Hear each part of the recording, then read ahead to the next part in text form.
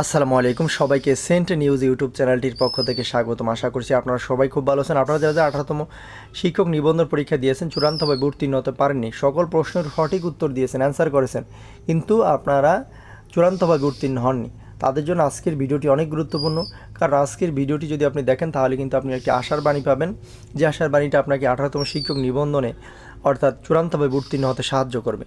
তো ভিডিওর শুরুতে বলবো যে আপনি যদি এই চ্যানেলে একেবারে নতুন হয়ে থাকেন তাহলে চ্যানেলটি সাবস্ক্রাইব করে দিয়ে আমাদের সাথে যুক্ত থাকবেন, কারণ আমরাই সর্বপ্রথম আপনাদের জন্য আপডেট নিউজগুলো সবার আগে এই চ্যানেলে প্রকাশ করি।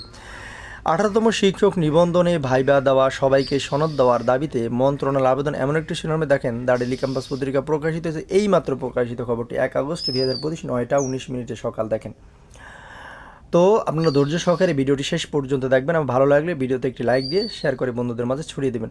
বেসরকারি শিক্ষক নিবন্ধন ও প্রত্যয়ন কর্তৃপক্ষের এনটিআরসি 18তম পরীক্ষার ফল পুনর্বিবেচনার দাবিতে শিক্ষা মন্ত্রণালয়ের কাছে আবেদন জানিয়েছেন ভাইবা মৌখিক থেকে বাদ পড়া চাকরি প্রত্যাশীরা। একই সঙ্গে ভাইবা দেওয়া সবাইকে সনদ দেওয়ার দাবিও জানান তারা। আজ বৃহস্পতিবার 31 জুলাই সচিবালয়ে দেওয়া এক চিঠিতে আবেদন করেন চাকরির প্রত্যাশী। অর্থাৎ দেখেন, বৃহস্পতিবারে কিন্তু যারা ভাইবা থেকে বাদ পড়েছে, ভালো পরীক্ষা দিয়েও তারা একটা দল গঠন করে এই শিক্ষা মন্ত্রণালয়ের কাছে আবেদন জানিয়েছেন যে সবাইকে সনদ দেওয়ার জন্য, এবং তারা কিন্তু অনেকগুলো যুক্তি দেখিয়েছেন। সেই যুক্তিগুলো এখন আপনাদের মাঝে তুলে ধরার চেষ্টা করব। চিঠিতে তারা বলেন, আমরা 18তম শিক্ষক নিবন্ধন পরীক্ষার প্রিলিমিনারি ও লিখিত পরীক্ষা উত্তীর্ণ হয় মৌখিক পরীক্ষা থেকে বৈষম্যমূলকভাবে বাদ পড়া চাকরি প্রত্যাশী অত্যন্ত দুঃখ বেদনার সঙ্গে জানাচ্ছি, 4 জন প্রকাশিত চূড়ান্ত ফলে চরম বৈষম্য, স্বেচ্ছাচারিতা এবং বিধি বহির্ভূতভাবে আমাদের ফেল করানো হয়েছে। সংশ্লিষ্ট দপ্তর ও কর্মকর্তার নিকট বারবার সমাধানের উদ্দেশ্যে গিয়েও আমরা বিরক্ত হস্তেই ফেরত এসেছি।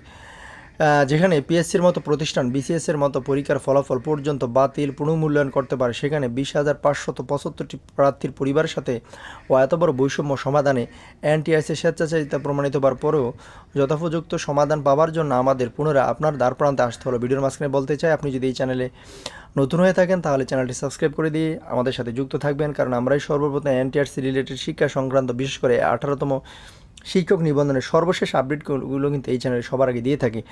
তাদের দাবিগুলো হলো, এই বছর ভাইবার জন্য গঠিত বিভিন্ন বোর্ডে পাশের হারে তারতম্যের কারণ খুঁজে বের করে এর সমাধান করা, গত বছরের তুলনায় এই বছরে পাশের হার কম হওয়ার কারণ বের করা ও এর সমাধান করা, সব ভাইবা প্রার্থীকে সনদ দেওয়া, ফলাফল প্রক্রিয়া কোনো ধরনের অসঙ্গতি হয়েছে কিনা তা খুঁজে বের করে সমাধান করা, ভাইবা ফলাফল যথাযথভাবে পুনরায় পর্যালোচনা করে ন্যায় বিচার নিশ্চিত করা। ফেল করাদের অভিযোগ, প্রায় 23,000 ভাইবা বঞ্চিত প্রার্থী বৈষম্য জুলুমের শিকার অনেকে সবগুলো প্রশ্নের সঠিক উত্তর দেওয়ার বড় ফেল করেছেন। 16তম এবং 17তম শিক্ষক নিবন্ধনে ভাইবা পাশেরা যথাক্রমে 92.15% এবং 95.2%। সেখানে 18তম নিবন্ধনে ভাইবা পরীক্ষা পাশের হার 72%। এমপিভুক্ত প্রতিষ্ঠানে শিক্ষকদের শূন্যপদ 1,10,000 উপর, পাশ করেছে 60,000। এর আগে গত 11 জুন একই দাবিতে জাতীয় প্রেস ক্লাবের সামনের সড়কের অবস্থান কর্মসূচি পালন করেন তারা। আশা করি বুঝতে পেরেছেন। আপনাদের প্রতি শুভকামনা থাকবে। আসসালামু আলাইকুম।